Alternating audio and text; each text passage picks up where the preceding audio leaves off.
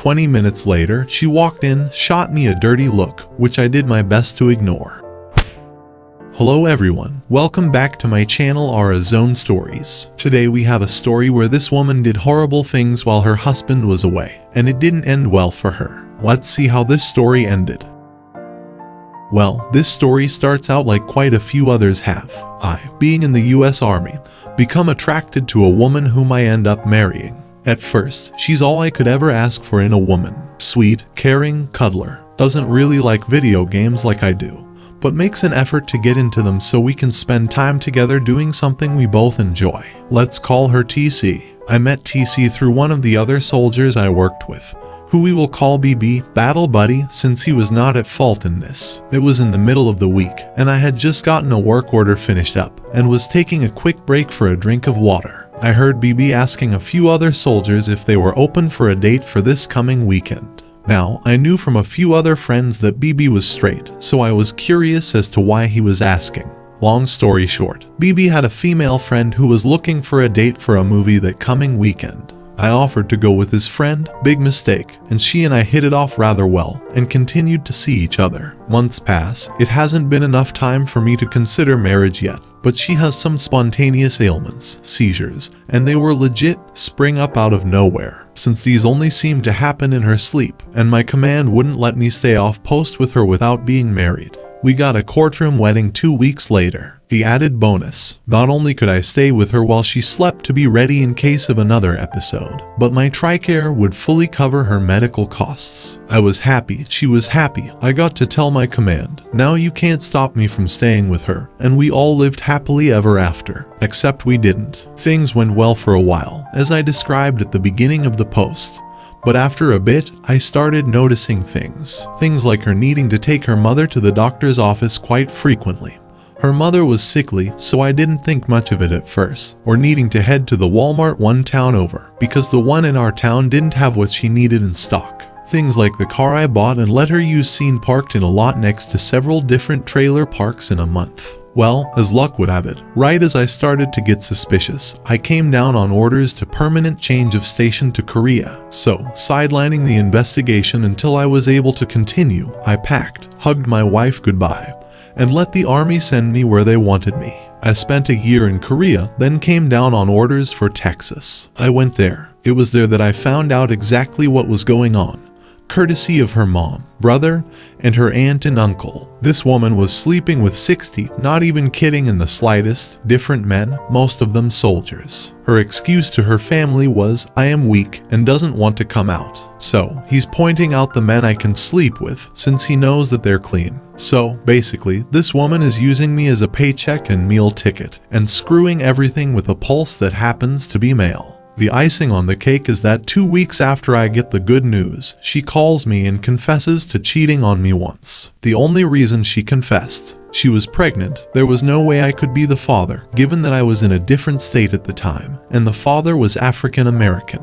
I am very much not African American, having been called neon white on more than one occasion due to my Irish ancestry. So, there was no possible way this child would look like me at all. So, my wife felt the need to break the news to me before she had the baby, because she could no longer hide it. Well, things happened. I went back home, without her knowing, and removed my belongings from the house I bought, to keep her from selling them once she realized what I was about to do, and started divorce proceedings. This is revenge number 1. I saw her boyfriend, not the baby's father, new guy entirely, driving my car. So, I enlisted the help of her aunt and uncle to get my car back. They pulled up behind him in a parking lot, got out and talked to him normally, at which time I waked up from the other side of the parking lot. Her uncle asked to see the keys, and upon receiving them, began taking the car key off of the ring, and waved me forward. I walked up, took the car key from him, looked at the guy, and said, "Hi, this is my car. I'm taking it now." I waved him over to the sidewalk, removed everything from the car that didn't have my name on it, left the items with him,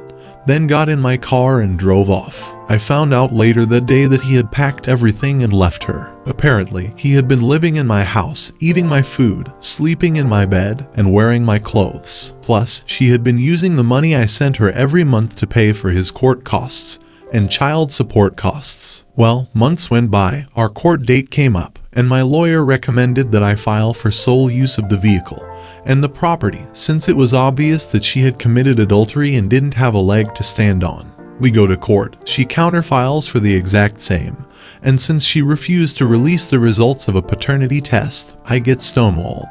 The exact words used by the judge were, "I'm sorry, but without proof of paternity of the child, I cannot, in good conscience, approve either of these motions." So, we set a new date for a private hearing with the judge, and we wait. Nearly 3 months go by, and the court date was finally near. I walked into the courthouse, met up with my lawyer, who had a demonic glint in his eye at the time, and I was about to find out why, went into the courtroom, and waited.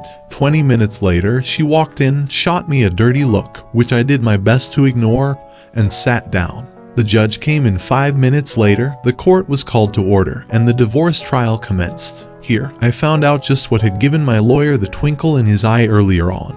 He proceeded to ask TC a series of questions, including, "Is my client the father of your child? When was the child conceived? Where was my client during the time at which your child was conceived? Do you know who the father of your child is? Have you received child support from the father of your child?" Basically, he questioned her into a legal corner in which she either had to answer truthfully or lie and suffer the legal ramifications of perjury in the face of easily provable evidence. She answered truthfully, lucky for her, and the court case continued. She presented her argument, littered with dirt she was trying to throw on me, insults to my person, questions about my physical orientation, and claims that I was having a relationship with her 18-year-old cousin. I, falling back on my military training, simply sat up straight, folded my hands in front of me on the table, and stared at a spot on the wall slightly above the judge's left shoulder. I answered every question asked of me, offered no personal opinions,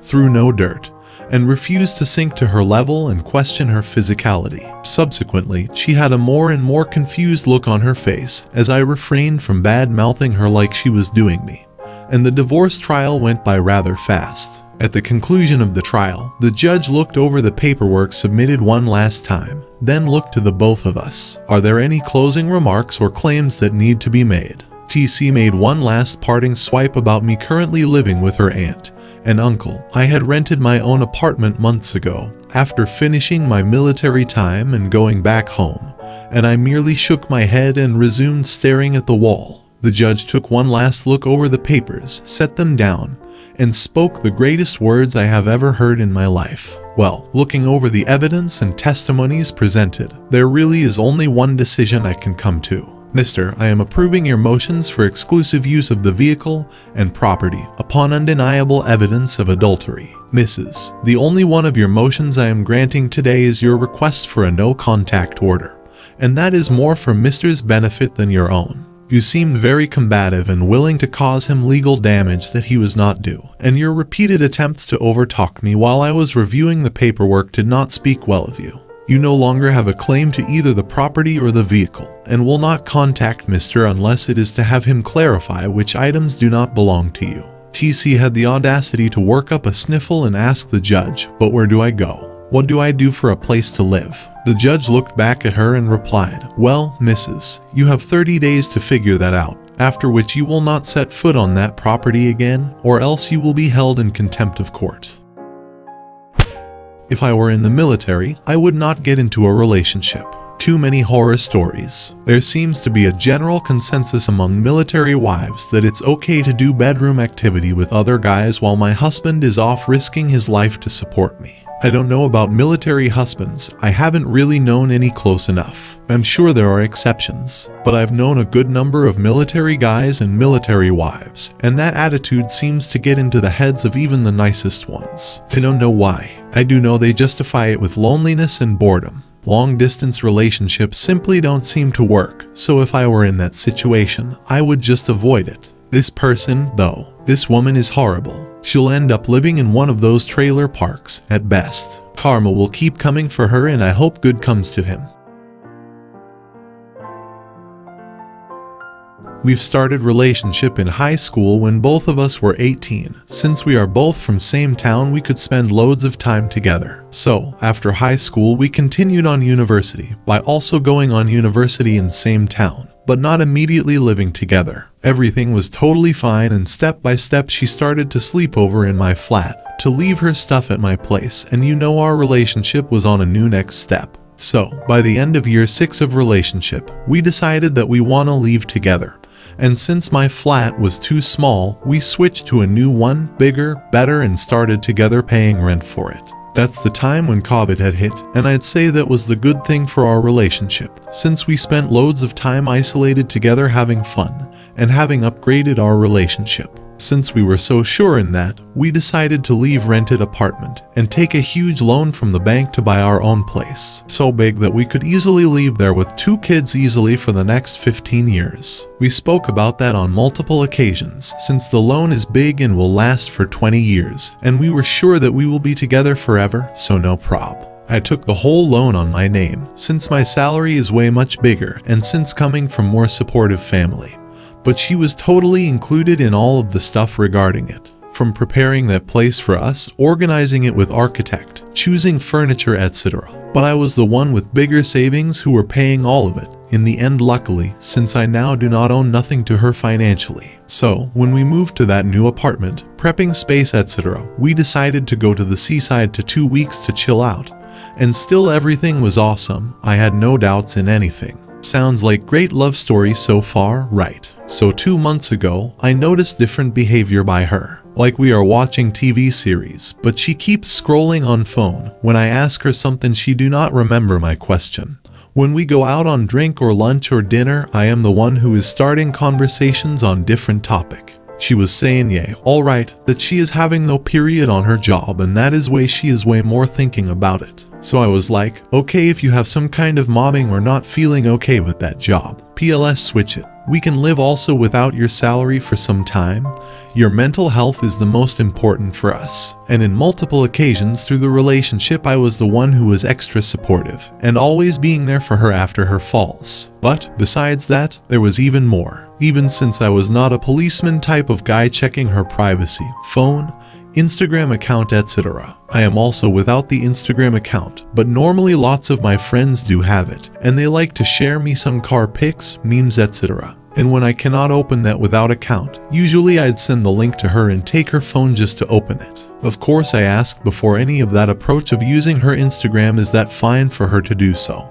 And she did not have any problems with it until recently. Recently, I've noticed when I try to take her phone, she would grab it out of my hands, pretending that she has to answer on some messages from her female coworkers, or to type some note for next day to not forget to do some tasks, etc. Which after some occurrences was a total lie to me. And after a few iterations of that, I tried to check what she was actually doing, and noticed that she is deleting some images from gallery before handing over phone to me. So, I've started a chat about that, and firstly she was neglecting it, but at the end she confessed that she is having some guy for 2 months straight until now, and that they have seen each other multiple times, and even she traveled to his place, 2 hours drive, to have bedroom activity with him multiple times. She was not cold while saying it, she felt like she betrayed me and she couldn't stop crying. And when I asked her, okay, do you know what you are destroying with that, and do you know what you want in future, us or him, she cannot say anything. Like her mind is in a mess, and she doesn't know why that happened to her, and that she cannot find any mistakes in our relationship. But also that at the moment she cannot choose either of us, me or that new guy. I told her to pack her belongings and move out of the flat. She is seeing therapists to try to sort her mind out. I told her that I can give her 10 days to decide what she wants, but also that I cannot grant anything even if her decision is that she wants our relationship. Actually, a month ago I wanted to propose her, but in the end aborted since I was not so sure in her emotions anymore, so I postponed it. I really thought that she is the person for me, and that with 9 years I do not need to worry about being cheated. So I had full trust in her and in our future, and now all of that seems to be lost. Also, since in my time dating was like SMS and C Live, not Instagram and Tinder stuff, I am a little bit out of the game of it and afraid how to get back in it. My mind is broken why that happened with us, and I am doing introspections of what I was doing wrong and what led to her insecurity, which led further to cheating on me. As all of you, no sleep without medications. Any advices? Month and a half since my first post here. I've made her collect her stuff and leave apartment. Went out multiple times with colleagues and friends, started going to gym, on language classes, seeing therapists, spending more time with friends, all of the stuff. But still, I'm upset. Not even trying with any woman to get in contact even though my will for bedroom activity came back. In every woman I'm seeing part of her. In every couple I'm seeing us. In every couple with small children I'm seeing what we could have and something what was really really close. Also, still I'm somehow thinking that all of her lies was some dumb version of her, and part of me is willing to give her a chance. We've seen each other recently for a drink, and it was sort of okay, but the feeling which was haunting me from then is that I am again opening myself for her next hit, which is going to destroy me even more. I do not even know what I want and what is better for me. It will get easier. He is not even 2 months from D-Day. He should keep working on himself. No need to rush for women's. Do it only if this makes him feel better. He gave her 10 days and she still even after 3 days wasn't able to decide if she wants him. I don't think he should ever go back to her. He will spend next many years thinking whether she is again cheating or not. He is young man, just 27. He has plenty of age on his side to find right women to move on.